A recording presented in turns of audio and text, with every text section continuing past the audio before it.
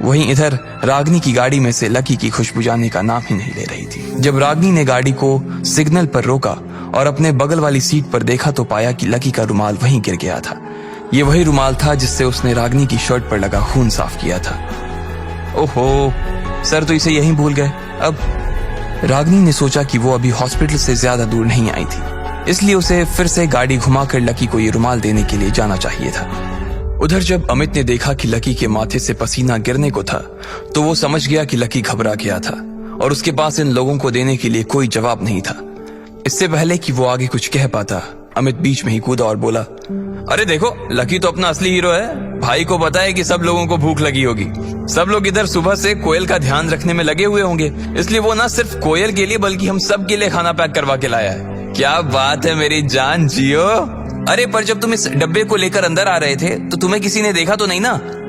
अब किसी ने देखा हो या ना देखा हो, मुझे इससे क्या, लकी ने अपने आप से कहा। अरे चलो कोई बात नहीं, पर ये लाया क्या है पहले वो तो देख लो, दिशा ने कहा और उसके डब्बे को खोलने के लिए लकी की दिशा में आगे बढ़ने लगी। इससे पहले कि वो डब्बा खोलती उसके पीछे से और एक दोस्त की आवाज आई और उसने कहा, अरे क्या खोल कर देख रही हो? वैसे भी ये कौन सा पनीर कोरमा लेकर आया होगा? तुम तो सब जानते ही हो कि इसका स्टेटस क्या है। ऐसे में इससे किसी भी तरह की उम्मीद रखने का कोई फायदा नहीं है। अरे ये वही लड़का है क्या जो पहले एक ढाबा पर डिलीवरी का काम करता था? मैं जब भी उस होटल से कुछ ऑर्डर करता था ना तो शायद यही आदमी देने के लिए आता था। उस ढाबे पर ज्यादातर फ्राइड राइस या नूडल्स ही बनते थे, तो ये वहां से वही लाया होगा, एक लड़के ने और कहा। अब यहाँ कोयल को अच्छे खाने की जरूरत है और ये उसके लिए सड़क की किसी दुकान से घटिया से फ्राइड राइस लेकर आया है, एक लड़के ने कहा। लकी को समझ नहीं आ रहा था कि वो इन लोगों की बात का क्या जवाब दे। उसका मन तो यही कर रहा था कि वो जो खाना अपने साथ लेकर चल रहा था वो दिल्ली के सबसे बड़े होटल से लेकर आया था और वो भी खास उसके लिए बनवाया गया था, लेकिन वो इन सब लोगों के सामने खुद को साबित नहीं करना चाहता था। यार अमित, मैं ये सब तेरे, प्रीतम और गर्वित के लिए स्पेशल पैक करवा कर लाया हूँ। इससे पहले कि ये ठंडा हो जाए इसे खा लो, लकी ने अमित के कानों में कहा। अमित ने जैसे ही उसकी आंखों में देखा उसके दिल में लकी के लिए प्यार उमड़ आया। अमित ने अपना हाथ आगे बढ़ाया और लकी से वो खाने का प्लेट ले लिया। जैसे ही कोयल ने उसे ये करते हुए देखा तो वो वहीं से चिल्लाते हुए बोली, अरे मत खाओ प्लीज अमित, पता है ना इसमें क्या होगा, मत खाओ। जब कोयल के ये शब्द सबके सामने अमित के कानों में पड़े तो अमित भी थोड़ा सा परेशान हो गया। फिर उसने डब्बा फर्श पर रखा और वो खाने के लिए बैठने ही वाला था कि इतने में दरवाजा खुलने की आवाज आई। उधर अस्पताल के कमरे का दरवाजा खुल रहा था और इधर रागनी का सिग्नल भी खुल गया था। वो बस लकी के रुमाल को अपने हाथों में दबाए मुस्कुरा रही थी, लेकिन जब उसने उस रुमाल को अपने हाथ में लिया तो उसकी खुशबू की वजह से उसका मन ही नहीं किया कि वो उस रुमाल को अपने हाथ से छोड़े।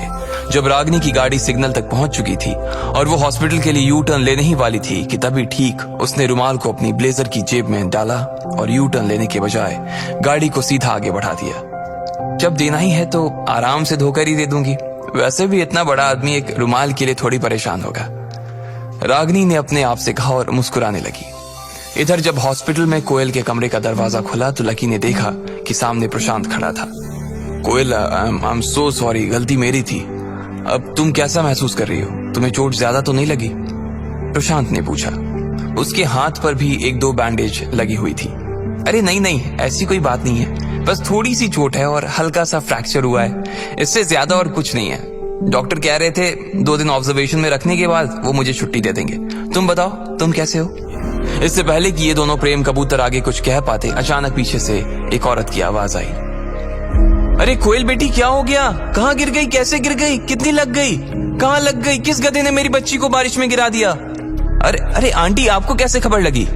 वो औरत देखने में भले ही कोयल की बड़ी बहन जैसी लग रही थी, लेकिन असल में वो उसकी आंटी थी। उसका नाम कश्मीरा था। मुझे तो भैया का फोन आया था और जैसे ही मैंने सुना तो मैं भागकर हॉस्पिटल आ गई। मुझसे तो घर पर रहा ही नहीं जा रहा था, इसलिए मैं तो फटाफट 1 घंटे में रेडी हुई और हॉस्पिटल के लिए आ गई तुम्हारे पास।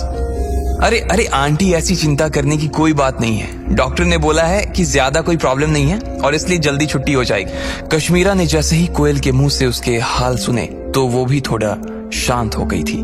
फिर उसकी नजर प्रशांत के ऊपर गई।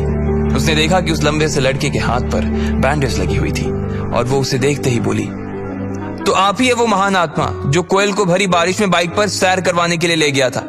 इतने लंबे चौड़े हट्टे कट्टे हो गए हैं, फिर भी इतनी अकल नहीं आई कि तेज बारिश में बाइक नहीं चलानी चाहिए। दिल्ली की सड़कें इतनी चिकनी हैं, बाइक तो फिसल नहीं थी ना। अब इसको ज्यादा कुछ हो जाता तो इसके लिए लड़का कहां से ढूंढते?